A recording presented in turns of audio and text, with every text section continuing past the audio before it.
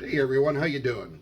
My name is Pastor Craig, and I'm starting a YouTube channel on Pastor Craig's Cards. My name is Craig Campbell, but my tagline is Pastor Craig's Cards. And I want to tell you a story tonight about Eddie Mathews. And Eddie Mathews is one of my heroes. You can see him back here on the plaque there. He's in the Hall of Fame. He went in 1978, hit 512 home runs, so he's a member of the 500 home run club.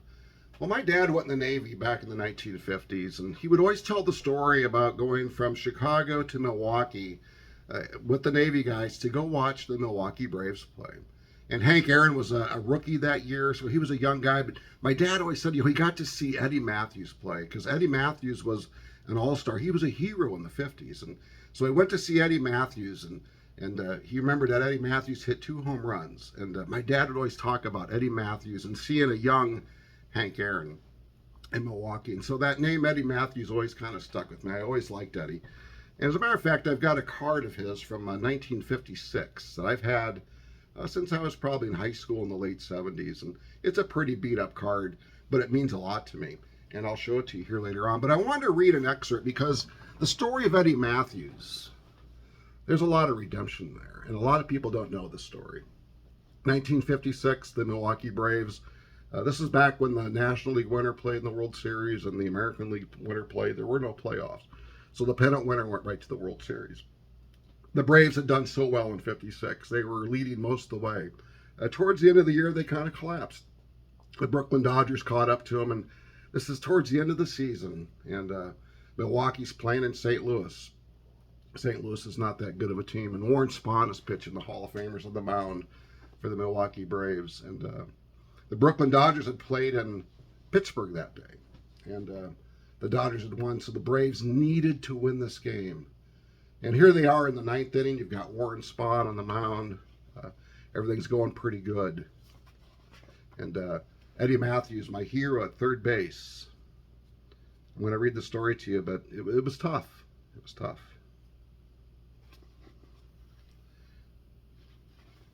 Let me find the right page here for you. Here we go. For all of his home runs, Eddie was still as crappy with the glove as the day Johnny Moore had discovered him. For all of his beers, booze, broads, and F-bombs, Eddie still didn't know how to handle balls hit hard directly at third base. Now, with everything riding on him, having even the slightest ounce of discipline to get Spahn out of his misery, Eddie, the true and natural barroom brawler, got his butt kicked by a basic ground ball. The ball caught him on his heels and hit him in the knee, bounced into foul territory, down the left field line and into purgatory where no Braves could reach it.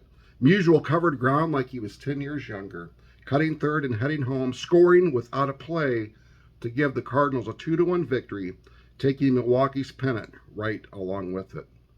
The loss was crushing. Warren Spahn was stunned. He didn't move. He didn't even twitch. Nobody said a word to him.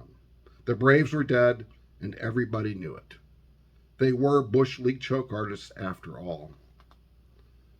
Then Fred Haney slowly walked to the mound, the manager. They were the only men on the field. Haney whispered something to Spahny, and the lefty cried.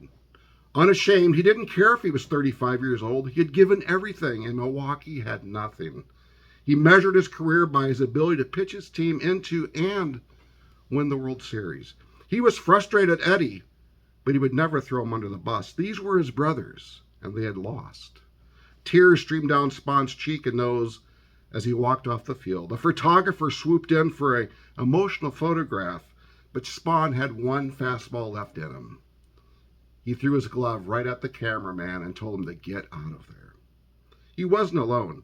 Andy Pafko was an old man, and he cried. Taylor Phillips, an insecure relief pitcher, was crying. Spahn was crying. The Braves were sobbing like high school boys who had lost the big game. Lou Burdette sat forlorn, quietly smoking a cigarette down to a nub. He would pitch on Sunday, but he knew it didn't matter. The season was over. Everybody knew the Dodgers would win. Nobody knew where Eddie was, and nobody wanted to go find him. Not even Bob Buell, his best friend. So here's Eddie Mathews, the best player on the team. Warren Spahn, Hall of Fame pitcher, the best pitcher pitching. A ground ball, fairly routine, right to Eddie. And he boots the ball. The manager got fired. The next year, it's 1957. The Braves are having a great year. They get to the World Series. It's Game 7 against the New York Yankees. And guess what happens? Bottom of the 9th inning. Bases are loaded. The bases are loaded.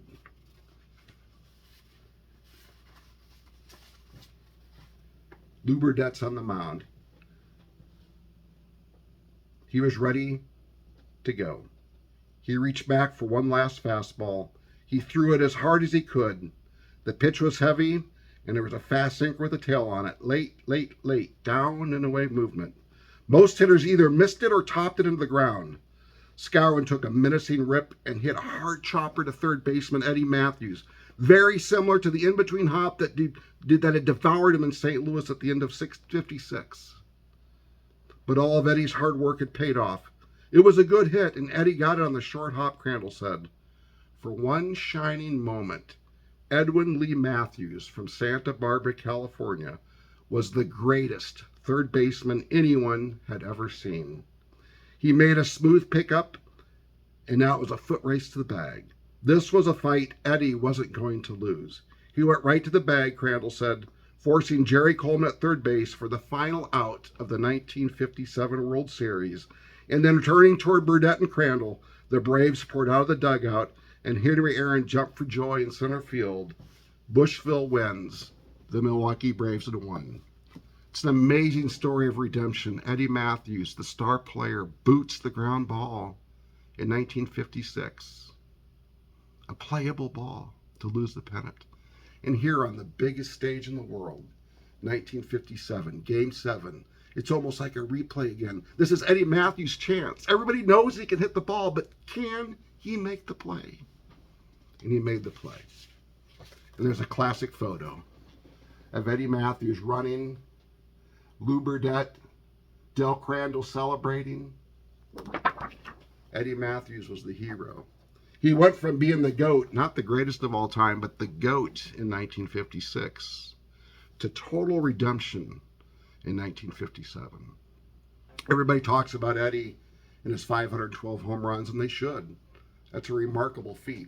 Probably the best third baseman up until Mike Schmidt. But Eddie Mathews, I gotta believe if you could talk to him today, he might be more proud of that final out in 1957 than he is over the 512 home runs. He's a great player, and he's my favorite player. And I've been collecting his cards for a while, and I wanted to share with you real quick. Well, first let me show you the old 1956 card. I've had this for quite a while, been carrying around. This thing is pretty beat up. I'm going to flip the camera. There you go, you can see it. Some nice creases on the corner, but you know what? This card means a lot to me. Can't replace it. Eddie Mathews. That's one of my cards I just have enjoyed so much. And real quick, here's one of my really prized cards. It's a 1954 and a PSA 6 of Eddie Mathews. Just a really good card. I love the logo. I love the smile. These are some of my favorite cards, these PSA, or these 1954 Eddie Mathews. And here I finally did get a replacement. A real nice 1956 PSA 6 also. I just love this card. It's just one of my favorite cards. But it really, you know, this is way more valuable than that old beater I have, but that beater is awfully close to my heart. And then this card means a lot because of the year. I don't like the design per se, but 1957 Eddie Mathews. I don't like that design of the card. A PSA 4, it's a really nice card, really sharp. It means a lot to me because, you know, that's the year they won the World Series. And I really do need to work on upgrading because I'm a big Mathews fan, but I'll be honest with you guys, this is the only Warren Spahn card that I have. It's a nice near mint 7, PSA 7, when he was with the Mets as a pitcher coach. And every time I look for Spahny cards, I put bids in, and I'm not able to get them. And out for some more Warren Spahn cards. But you know what? This is my first YouTube video. A little bit nervous, a little bit rinky-dink. I hope it goes over okay. But I really wanted to share with you guys why Eddie Mathews is my guy. And I love Eddie Mathews because he was a great third baseman. But I really love the story of the redemption of going from the GOAT against the Cardinals to being a World Series champ in 1957. Making that play when you just know it had to be so much, because here we go again. We've all probably experienced that where we failed at one point and then we have a chance to redo it. And man, does it ever feel good when it works out. But can you imagine how good it must feel to do that in Game 7 of the World Series, 9th inning? I'll tell you what, guys, I hope you like the channel. I hope you subscribe. I hope you give it some support. I've really enjoyed, like Chris from Missouri. He has encouraged me through his videos. I've only talked to him once, but when he always talks about, hey guys, join the YouTube community, so I'm looking forward to it. I want to just try to learn and to share some cards, and my collection's not that big, but the cards I have, they mean something, and I hope the cards you have mean something to you. Have a good night, guys. Bye.